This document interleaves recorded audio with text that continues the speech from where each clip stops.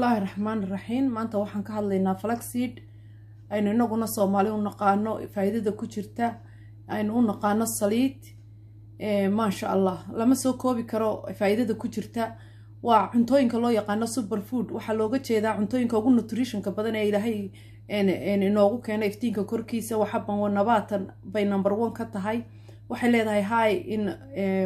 omega 3 oo kowka ah source of protein ba ku jira source of fiber ba ku jira lama koobi karo nimcooyinka Ilaahay ina siiyay bay kow ka tahay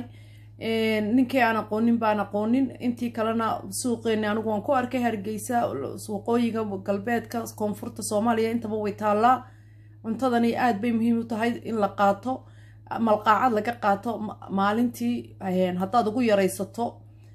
cuntada ku dhex darsato waliba waxay fiican tahay marka aad cuntada ku qaadanayso ayay kow ka tahay waxay aad u tartaa oo wax u tartaa cuntada digestionka dheefshiidka ayay kow ka tahay oo ay wax ka tartaa blood pressure-ka hoos u dhigtaa waynaga sheegnay omega 3 fatty yani waxyaabaha laga helo oo planetka ay ku jirtaa haddaad maalintii hal malqaacad ka qaadato waxa ku jira vitamin B1 vitamin B6 waxa ku jira folate waxa la yiraahdo calcium iron magnesium phosphorus potassium waxa aan lagu sheegi karin oo ay tarta ama garanay anigu waxa weeyaan number 1 qof waliba poor circulation hadaad leedahay way ka caawinaysaa oo dhiigaagu qolooyinka ay anigu waxyaabaha aanu qaatay kow ka tahay poor circulation ka dad kale dumarka aad iyo aad bay ugu wanaagsan tahay menopause waliba marka ay caadadu ka tagayso number 1 bay ka tahay inaad malqaacad qaadataa way kugu haboon tahay waayo waxyaabo badan waxay yiraahdaan treatmentka lagu treat gareeyo marka dumarka caadadu ka tagayso hormone replacementka haddaad tan qaadato waxa ku jira ayaa ku jira marka natureka mar walba dabiiciga ayaa ka wanaagsan in aad dhakhtar dawo ku soo siiyo waxyaabahaas oo dhan bay ku wanaagsan tahay xataa waxay dhistaa marka waa free radical unugyada jirka ee damage garoobay kabtaa faa'iidada ay leedahay mid aan halkan ku soo koobi karno maaha inaan barano inaan cunno aad iyo aad bay muhiim u tahay hal malqaacad aad qaadaysaa haddaad doonto boorajkaad ku dul darsanaysaa haddaad doonto biyaad ku darsanaysaa aad ku cabaysaa haddaad cunayso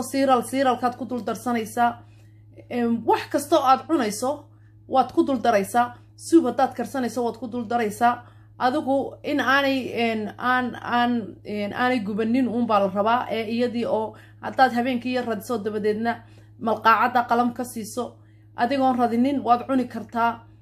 waliba waxay ugu fiican tahay markaad cuntada ku cunayso marka cuntada saliidka ha la ogaado dumarka iyo ragga iyo ummadda muslimiinta ah ay dhageysan doontaaba waa cunto aan aad iyo aad u wanaagsan qalkaaga ay ka dhamaanin suuqyadeeni way taala Soomaaliya dumarka aad bay ugu wanaagsan tahay xataa cycle-kay wax ka tartaa dumarku marka ay cycle-ka ku jiraan oo caadadu ka imanayso wax aanay caawinin ma jirto marka waa anti cancer wax aanay ka hortagin ma jirto marka ha la ogaado iyana anigu leeyahay ha la barto waa barnaamijkeena wacyigelinta caafimaadka salaamu calaykum waraxmatullaahi wabarakaatu hal qaado ayaad biyaha ku shubanaysaa wataas halka qaado tan waa tiyo budo ah saasaad u walaaqaysaa kasaa u walaaqdo waa flaxseedkii cuntada inaad ku cuntaa ka sii muhiimsan markaad cuntada cunayso ayaad waqtiga ugu fiican inaad qaadanaysaa baan idhaa markaad cuntada qaadanayso saas markaa ayaad cabaysaa markaasaad cabaysaa koobkiibaad cabaysaa wabilaahi tawfiiq